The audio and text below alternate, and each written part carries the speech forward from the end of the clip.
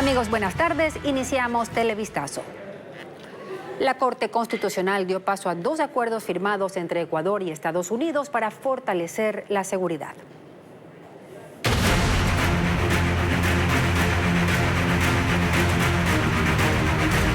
Estados Unidos y Ecuador, un apoyo mutuo. Militares y funcionarios del Ministerio de Defensa estadounidense podrán apoyar a las fuerzas locales con entrenamiento. Además, sus buques tendrán permiso para navegar en aguas ecuatorianas y frenar delitos como el terrorismo. Jacqueline Rodas informa que el fallo no requiere la aprobación de la Asamblea.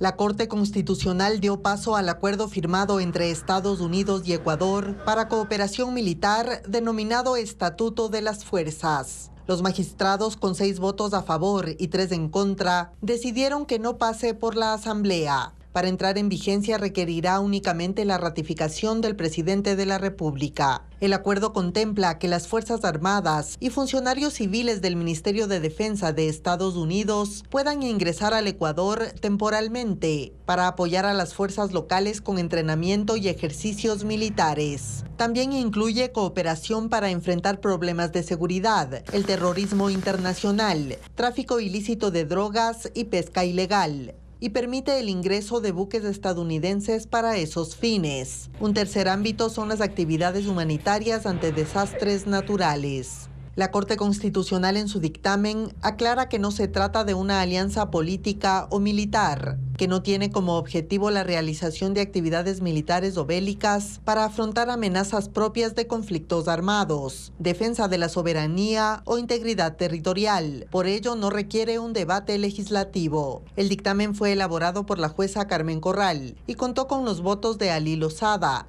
Carla Andrade, Enrique Herrería, Teresa Núquez y Daniela Salazar. 3 magistrados no estuvieron de acuerdo y emitieron un voto salvado conjunto: Alejandra Cárdenas, Joel Escudero y Richard Ortiz. El segundo acuerdo con Estados Unidos habilita operaciones contra actividades marítimas transnacionales ilícitas como narcotráfico, tráfico de migrantes y pesca ilegal. En el acuerdo, Ecuador otorga inmunidad a los soldados estadounidenses durante las operaciones en territorio nacional. Paul Romero con el informe. Ecuador y Estados Unidos realizarán operaciones marítimas combinadas. El acuerdo fue validado por la Corte Constitucional 4 meses después de la firma del documento el 27 de septiembre de 2023 entre el entonces canciller Gustavo Manrique y el embajador de Estados Unidos Michael Fitzpatrick. Tiene 23 artículos en los que se detalla el programa de operaciones marítimas entre la Guardia Costera de Estados Unidos y la Armada del Ecuador.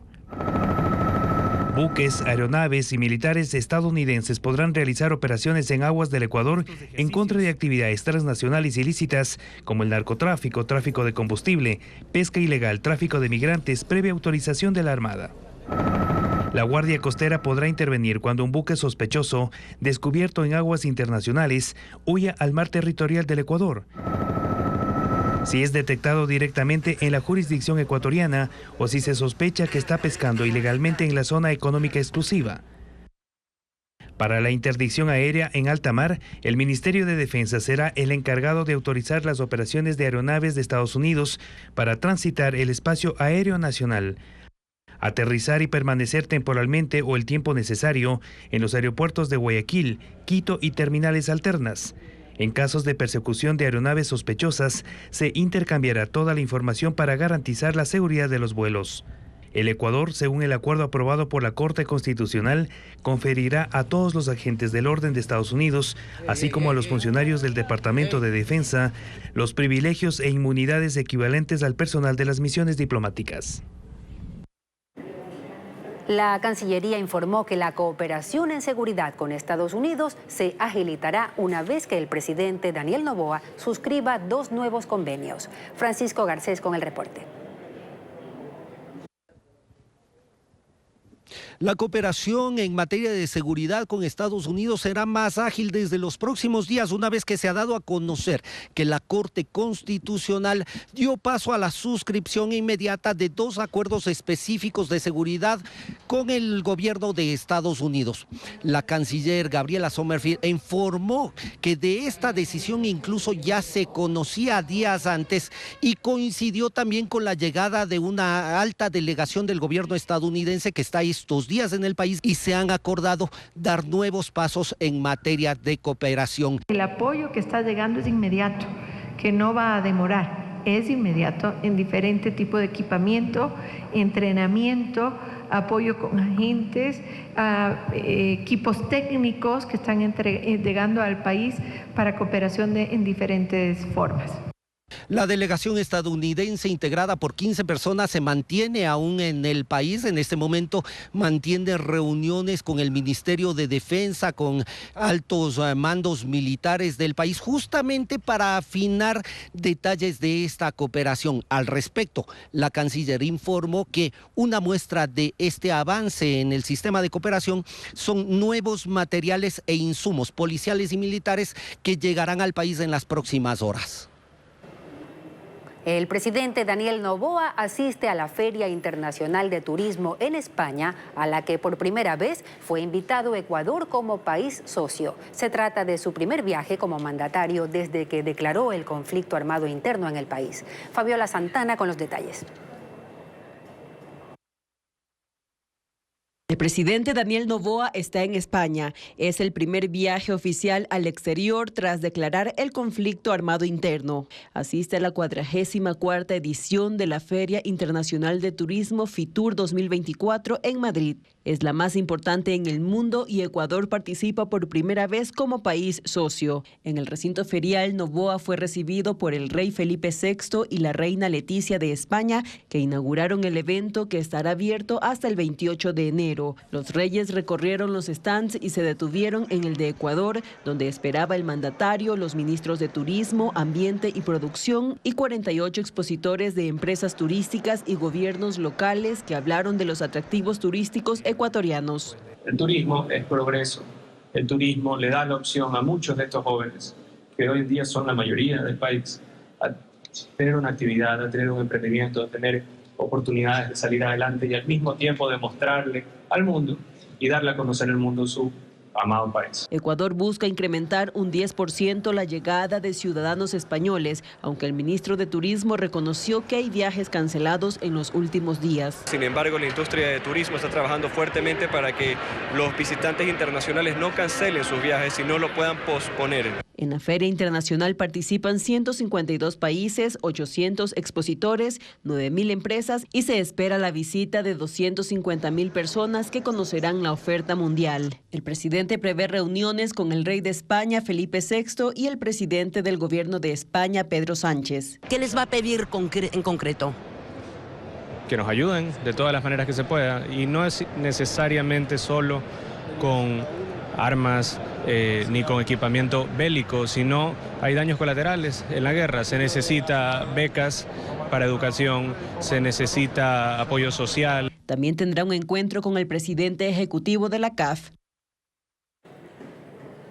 El presidente de Argentina, Javier Milei, enfrenta hoy la primera gran huelga general contra su gobierno. Sindicatos obreras realizan concentraciones, cierran las oficinas públicas e incluso han paralizado vuelos en el aeropuerto del centro de Buenos Aires. También marchan al Congreso rechazando los proyectos de reformas del Ejecutivo con los que Milei espera sacar al país de la crisis.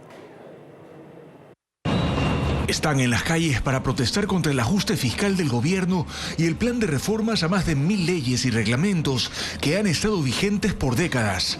Pero la mayor organización obrera, la Central General del Trabajo, junto a otros gremios, se oponen principalmente a los cambios que por decreto presidencial se hacen al régimen laboral, limitando el derecho a la huelga y que afecta a la financiación de los sindicatos. La concentración ha ido aumentando desde la mañana y la Central General, que dice tener 7 millones de afiliados, espera que durante el resto del día se sumen decenas de miles de personas frente al Congreso, donde los proyectos del presidente Javier Milei esperan luz verde para ser aplicados. La huelga afecta también a las operaciones aéreas, pues en el mayor sindicato están también la Asociación de Pilotos, la de Técnicos Aeronáuticos y de Profesionales de Empresas Aerocomerciales, por lo que en el Aeropuerto Internacional Jorge Newbery de Buenos Aires, todos los vuelos de hoy han sido cancelados. La ministra de Seguridad, Patricia Bullrich, ha dicho que se aplicarán los protocolos para impedir o reducir al mínimo las afectaciones tanto en el tránsito como en el transporte público, y defendió la gestión del gobierno. El país quiere un cambio, quiere terminar con las mafias sindicales, las mafias políticas, las mafias empresariales, y todos los que ganan con el país decadente están intentando que este gobierno no avance. A la huelga de hoy se han sumado organizaciones comunitarias que piden que se mantengan los programas de asistencia social, ayudas económicas en un país con el 40% de pobreza, que cerró el 2023 con una inflación interanual de 211%, la más alta en el mundo.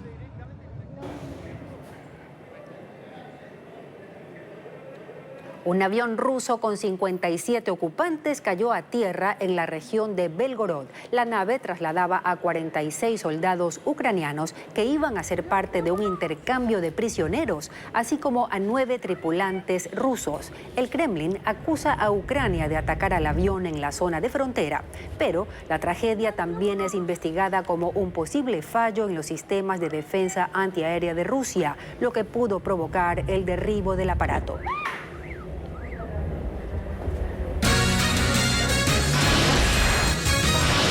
Con protocolos de seguridad, 3.300 planteles educativos recibieron de vuelta a sus estudiantes.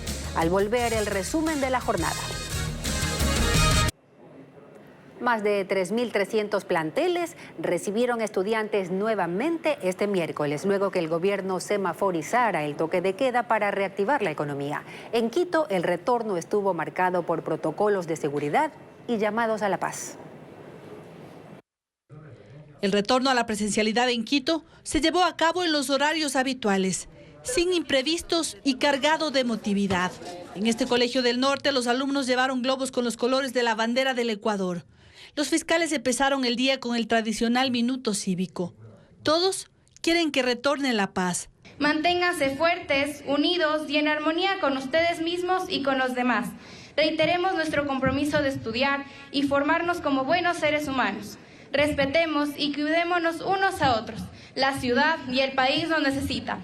Esto ocurre luego de que el 9 de enero, tras hechos violentos en las calles y cárceles del país, el gobierno dispuso la virtualidad en el territorio para precautelar la seguridad de los estudiantes. Más de 97.000 alumnos de la capital asistieron a los centros educativos, en donde lo nuevo es que hay protocolos de seguridad. Conformadas por padres de familia, conformados por la Policía Nacional en el distrito de Miraflores. Los docentes también tienen las brigadas en los recreos que están pendientes en cada uno de los puntos estratégicos.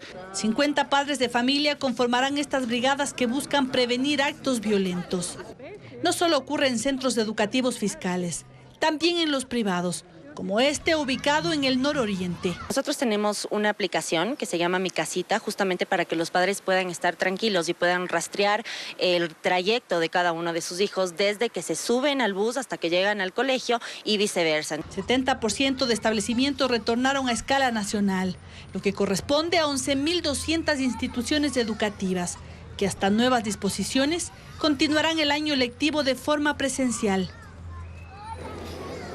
En la Comisión de Desarrollo Económico se justifica proponer la creación de tributos desde la Asamblea y la retroactividad en el cobro de impuestos, aun cuando la Constitución lo prohíbe. Señalan que el inédito conflicto armado interno amerita alternativas de recaudación. La estrategia legislativa para conseguir los recursos que le garanticen al gobierno el sostenimiento de la operación militar contra las mafias narcoterroristas ha sido develada.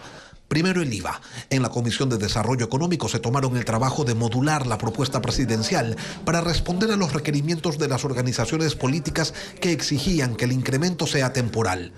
Por ello, ahora hablan de subir el IVA a un 13% de forma permanente y que, excepcionalmente hasta el 2026, sea del 15%. Igual, ese planteamiento modificado no logra acumular respaldos. Hasta allí todo es legal, pero la necesidad de recursos los lleva a transitar por caminos escabrosos.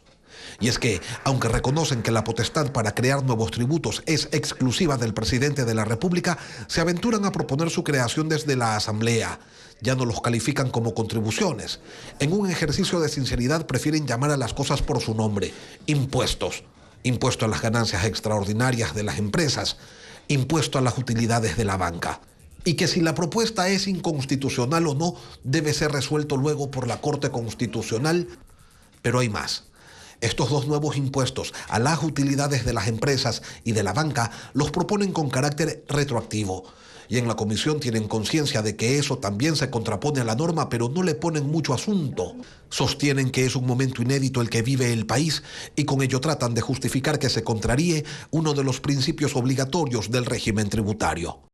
Pese a que Ambato está dentro de los 160 cantones con semáforo verde, la fiesta de la fruta y las flores sigue postergada. La gobernación de Tungurahua anunció que no dará permisos para eventos masivos. En Baños y Guaranda, la agenda por carnaval también sigue suspendida, como reporta Luis Alfredo Zúñiga.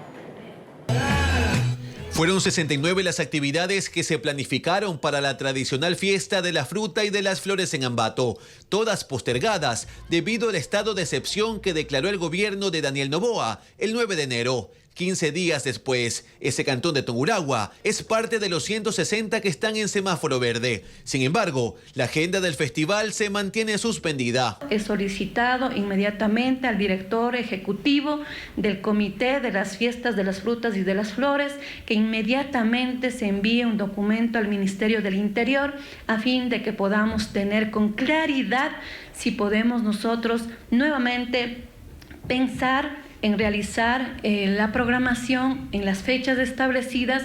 Desde la gobernación alegaron que el decreto 135 no cambia la suspensión de la libertad de reunión.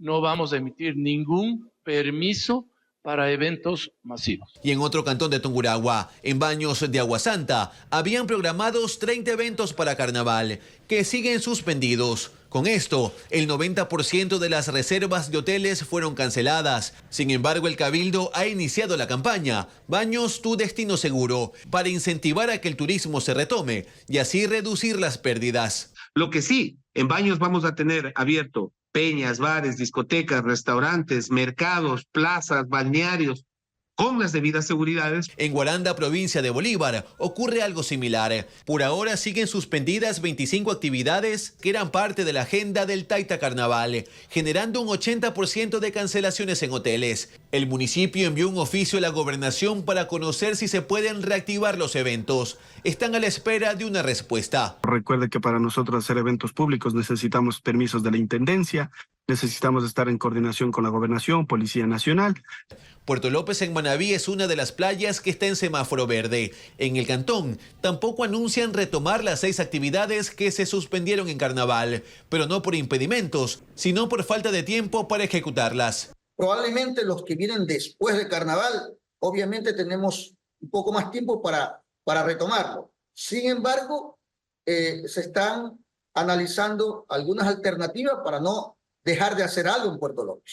El Ministerio de Gobierno informó a Televistazo que la noche de este miércoles se anunciarán detalles sobre la ejecución o no de eventos masivos en cantones con semáforo verde. Y para saber si el cantón donde usted vive está en el nivel alto, medio o bajo de riesgo y conocer los horarios del toque de queda, ingrese a este código QR que le mostramos ahora en pantalla. La ampliación de esta y más noticias en ecuavisa.com. 55 institutos superiores y conservatorios públicos del país reactivaron las clases presenciales. Sin embargo, hay 10 cantones que deberán mantener la virtualidad durante las noches. Vanessa Robles reporta. Los 55 institutos y conservatorios superiores públicos adscritos a Cenecit en Ecuador también retornaron a las aulas este miércoles en medio de restricciones de seguridad. En el Instituto Superior de Artes Plásticas Daniel Reyes, ubicado en Ibarra, se contrató guardianía privada para resguardar a los estudiantes de las 2 carreras artísticas. Solo acceden alumnos y maestros presentando cédula o carnet. Los 5.000 estudiantes del Tecnológico Guayaquil y del Vicente Rocafuerte, ambos ubicados en el mismo edificio en el centro del puerto principal, también deben registrarse al ingreso y la salida. Las puertas enrollables del parqueo permanecen cerradas. En este retorno, se ha registrado el 30% de ausentismo en los salones, detalla la rectora de ambas instituciones. Hemos retornado de manera presencial. Los chicos están capacitados para hacer temas de evacuaciones o de responder ante situaciones de crisis. También contamos con un botón de pánico con la Policía Nacional. En este lugar, las actividades académicas concluyen a las 5:30 de la tarde, aunque en todos los institutos y conservatorios del país ya se retomaron las clases presenciales. En las jornadas matutina y vespertina, la nocturna seguirá en modo virtual en 10 cantones de 5 provincias: Esmeraldas, Quinindé, Santo Domingo, Babahoyo, Pueblo Viejo, Daule, Guayaquil, Huaquillas, Machala y Pasaje. Sin importar la modalidad de clases, el cronograma de las 420 carreras de estos institutos no cambiará. Capturan a 2 cabecillas durante un mega operativo en Nueva Prosperina, una de las zonas más peligrosas del país. ¿Qué más hallaron los uniformados? Entérese luego del corte. Lo que empezó como una sospecha para Gini alimentó la mayor caída de la historia en el índice de paz global, debido al incremento de delitos por el poder que ganaron los grupos del crimen organizado. El Instituto para la Economía y la Paz, con sede en Australia, ubicó a Ecuador en el puesto 87 del ranking de países con mayor índice de criminalidad. Hasta el año pasado estaba en el puesto 163. Esto supone un aumento del costo económico de la violencia. De hecho, en el informe se calcula una pérdida anual de más de 20.290 millones de dólares a escala nacional, y que en gran medida se debe a la afectación en la productividad. Eso a su vez significa un impacto per cápita de 1.127 dólares. Esa cantidad es, de acuerdo con el informe, lo que cada ecuatoriano perdió en un año, más un 6% del Producto Interno Bruto. A las pérdidas hay que sumarle los montos que también se destinan para seguridad. Eso, como también precisa el informe, le cuesta en promedio 12.229 millones de dólares anuales a Ecuador. Lo peor es que ese valor, proyecta el instituto, en 2024 aumentará, ya que solo para movilizar a la fuerza pública contra el terrorismo se requieren 1.000 millones, más la inversión millonaria, cuyo monto no precisa el documento, que el sector privado ha tenido que destinar para protección. Colombia y México, que por la penetración del narcotráfico llevan décadas luchando contra el crimen organizado, pagan un costo económico aún más alto. A Colombia la violencia le representó en 2022 el 29% del PIB y a México el 11%. Es el espejo en el que, concluye el informe, se mira Ecuador. Los 2 cabecillas capturados en el noroeste de Guayaquil son calificados por la policía como el brazo armado de los choneros. Portaban armas, explosivos y municiones durante su detención. Merlin Ochoa informa que tenían un circuito de videovigilancia para evadir los operativos. El desplazamiento policial con 500 uniformados arrancó a las 4 de la madrugada del miércoles en Nueva Prosperina, noroeste de Guayaquil, considerado uno de los barrios más violentos del país. Los agentes allanaron 32 casas ubicadas en zonas de difícil acceso. Ahí, según la policía, capturaron a los 2 cabecillas del brazo armado de los choneros. Son hermanos y serán procesados por terrorismo, aunque eran buscados por varios delitos, no solo en Guayaquil, también en otros cantones de Guayas, Los Ríos y El Oro. En los allanamientos, los policías decomisaron 200 cámaras de seguridad. Los delincuentes usaban este sistema de videovigilancia para detectar la llegada de los agentes y huir, con la certeza de que los uniformados tardarían en avanzar por el pésimo estado de las calles. En los allanamientos también decomisaron radios de comunicación. Se encontró armas de largo alcance, como es con un fusil de última generación de uso bélico calibre 223, una pistola Glock 9 milímetros, tenemos varias sustancias sujetas a fiscalización y un animal exótico. Durante el operativo también borraron 20 grafitis de organizaciones criminales en el mismo lugar donde hace una semana la policía encontró 5 tacos de dinamita. Desde el 9 de enero es la segunda intervención que se realiza en el sector. El expresidente de Estados Unidos, Donald Trump, y el mandatario Joe Biden ganaron las primarias en el estado de New Hampshire y avanzan en la carrera por la nominación de republicanos y demócratas para las elecciones de noviembre. Aunque debido a problemas internos de los demócratas, Biden no constaba en la papeleta, los votantes escribieron su nombre en un espacio en blanco destinado justamente para que los electores pongan a quien prefieran. Las próximas primarias serán el 3 de febrero en Carolina del Sur. En China funciona uno de los parques de energía solar más grandes del mundo. Es capaz de generar 1.700 millones de kilovatios hora y está destinado a reducir millones de toneladas de emisiones de dióxido de carbono.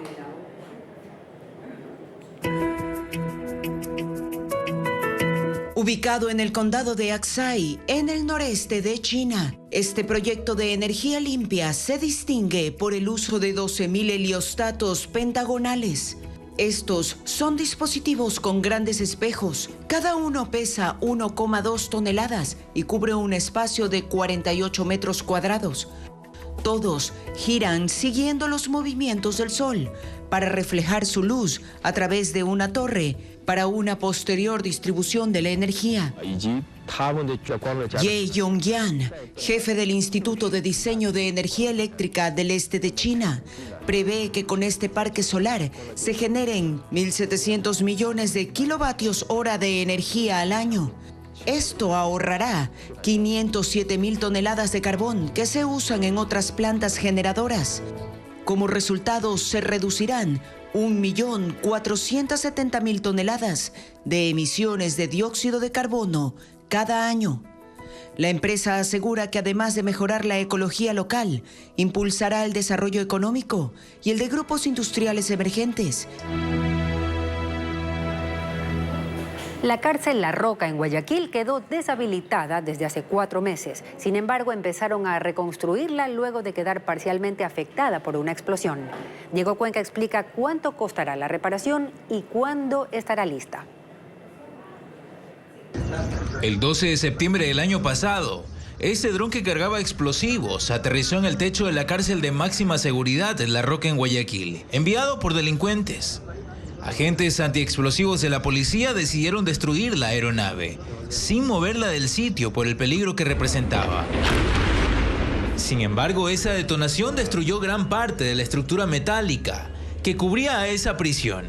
Ese lunes, luego de 4 meses, Seguros La Unión anunció que iniciaron los trabajos para reparar los daños producidos por la explosión. Según la aseguradora, la reconstrucción costará $94.741 y el 70% de ese valor ya fue desembolsado.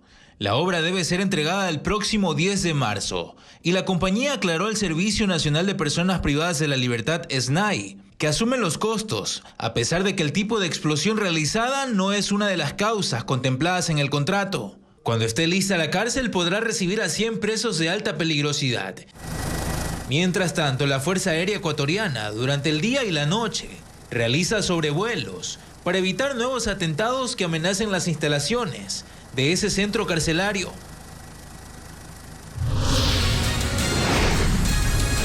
Al volver los goles del empate entre Ecuador y Venezuela que ponen a la tricolor como líder de su grupo en el preolímpico. Las plazas de empleo en los bloques petroleros deberán ser llenadas con mano de obra local. Así lo dispone la reforma a la ley de la circunscripción amazónica aprobada este martes por la Asamblea. Patricio Díaz informa sobre este y otros cambios. Los legisladores amazónicos festejaron así la aprobación de la reforma a la ley de la circunscripción territorial amazónica. El voto fue unánime y con la publicación en el registro oficial se dispone, por ejemplo, que actividades como la petrolera contraten el 80% de su personal de las provincias del oriente ecuatoriano, a excepción de aquellos cargos donde no exista mano de obra calificada. El 10% de los hombres y mujeres que nacieron y que son de las nacionalidades de nuestra región también tienen derecho a acceder a ese empleo preferente importante. No es lo único. Además del 80% de los bienes y servicios deben ser contratados con proveedores locales y de producción de la zona. La norma dispone que se destinen los recursos para la creación de nuevas universidades. Al menos 2 más estarían en proceso. Los recursos provendrían de porcentajes que los GATS reciben de las rentas petroleras. Carreras de ingeniería civil, las carreras de ingenierías en eléctricas, en minas, en hidrocarburos, porque esa mano de obra hoy se necesita con los hijos de la Amazonía. La norma fue objetada por el expresidente Guillermo Lasso, entre otros temas, porque consideró inconstitucional el porcentaje de la mano de obra local en actividades como la petrolera. La Corte Constitucional negó esa parte del veto y la Asamblea confirmó la decisión.